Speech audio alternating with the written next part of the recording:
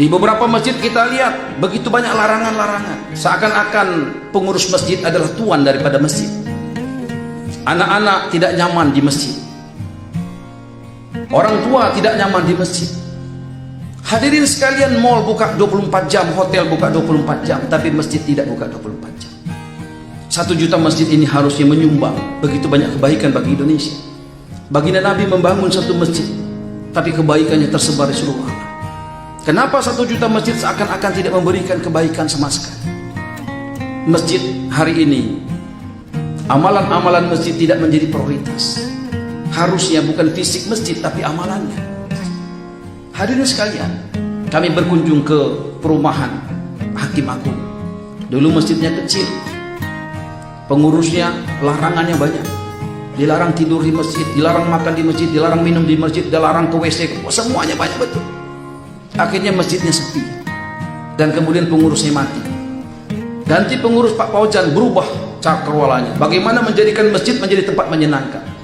Alhamdulillah sekarang Grab datang ke masjid. Walaupun tadi tidak sholat, hanya ke WC dibiarkan, tapi lama-kelamaan Grab pun sholat di sana. Disediakan makanan di sana, disediakan es krim untuk anak-anak di sana.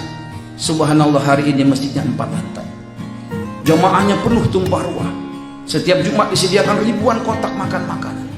Singa ganas saja dari hutan kalau dikasih makan, hari-hari dikasih makan, lama-lama jinak itu singa. Kenapa umat hari ini tidak jinak ke masjid? Saya tanya kepada anak-anak muda yang di terminal, kenapa kalian tidak ke masjid? Mereka katakan, Pak, kami bukan nggak mau ke masjid, kami ke masjid malas. Di masjid sombong-sombong, Pak.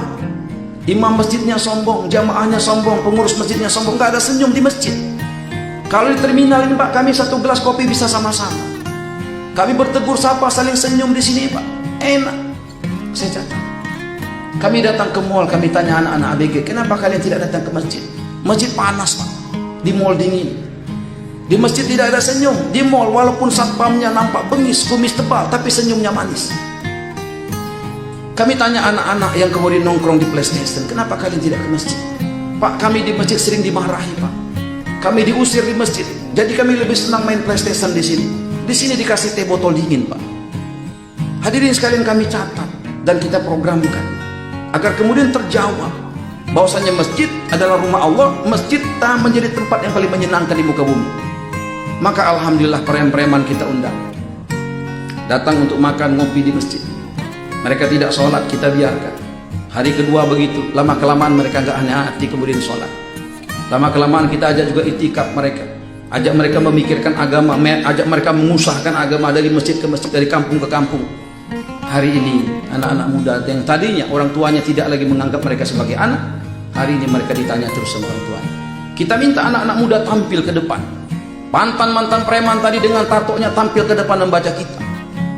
Mereka katakan, Pak, saya nggak bisa bahasa Arab. Enggak usah dibaca Arabnya, saya juga nggak ngerti bahasa Arab.